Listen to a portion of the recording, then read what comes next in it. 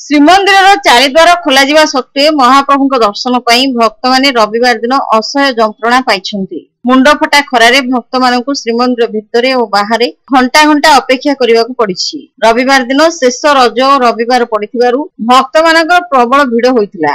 ପୂର୍ବ ଭଳି ଶ୍ରୀମନ୍ଦିର ଭିତରେ 7 ପାହାଚ ଠାରୁ ଭକ୍ତମାନଙ୍କୁ ପର୍ଯ୍ୟାୟକ୍ରମେ ନାଟମଣ୍ଡପ ଭିତରକୁ ଛଡାଯାଇଥିଲା। କିନ୍ତୁ ନାଟମଣ୍ଡପ ଭିତରକୁ ଦର୍ଶନ ପାଇଁ ଯାଇ ଭକ୍ତମାନେ ବାହାରୁ ନଥିବାରୁ ଶ୍ରୀମନ୍ଦିରରେ ଭିଡ ବଢିବା ସହ ଭକ୍ତମାନେ ଘୋର ଅସୁବିଧାର ସମ୍ମୁଖୀନ ହୋଇଛନ୍ତି। ଶ୍ରୀମନ୍ଦିର ଚାରିଦ୍ୱାର ଦେଇ ଭକ୍ତମାନେ ଧାଡିରେ ଯାଉଥିଲେ ମଧ୍ୟ 7 ପାହାଚ ବ୍ୟାରିକେଡ ଠାରେ ସେମାନଙ୍କୁ ଅଟକା ଯାଉଥିଲା। ଶ୍ରୀମନ୍ଦିର ଭିତର ବେଢାରେ ବି ଅସମ୍ଭାଳ ଭିଡ ରହିଥିଲା। ସାଧାରଣତଃ ପ୍ରତି ସପ୍ତାହର ଶନିବାର ଓ ରବିବାର ଦିନ ଦର୍ଶନାର୍ଥୀଙ୍କ ପ୍ରବଳ ଭିଡ ହୋଇଥାଏ। ରାଜ୍ୟ ତଥା ରାଜ୍ୟ ବାହାରୁ ବହୁ ସଂଖ୍ୟକ ଭକ୍ତ ଦର୍ଶନ ପାଇଁ ଆସିଥାନ୍ତି। ଶନିବାର ଓ ରବିବାର 2 ଦିନିଆ ଛୁଟି ପଡିଥିବାରୁ ପୁରୀକୁ ହଜାର ହଜାର ଭକ୍ତଙ୍କ ସୁଅ ଛୁଟିଥିଲା। ରବିବାର ସକାଳୁ ହିଁ ମହାପ୍ରଭୁଙ୍କ ଦର୍ଶନ ପାଇଁ ଶ୍ରୀମନ୍ଦିରରେ ଭକ୍ତଙ୍କ ଭିଡ ଆରମ୍ଭ ହୋଇଯାଇଥିଲା।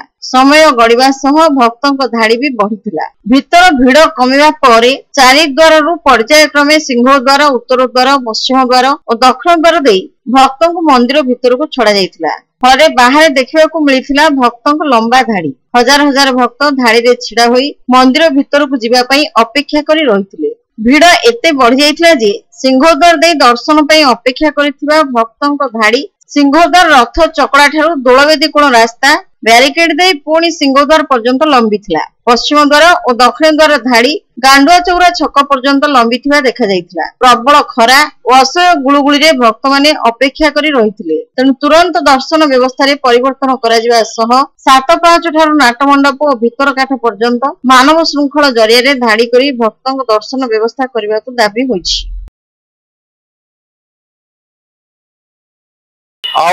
आमे अत्यंत खुशी थिलु चारिद्वार खोला होइछि बोलिकी आमे माड़ी आसिलु दर्शन करबा पई प्रभु को।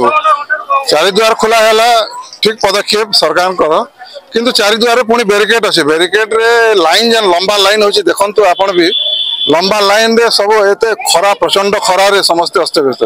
सरकार को अनुरोध ये बैरिकेड मध्ये उठेबा कथा।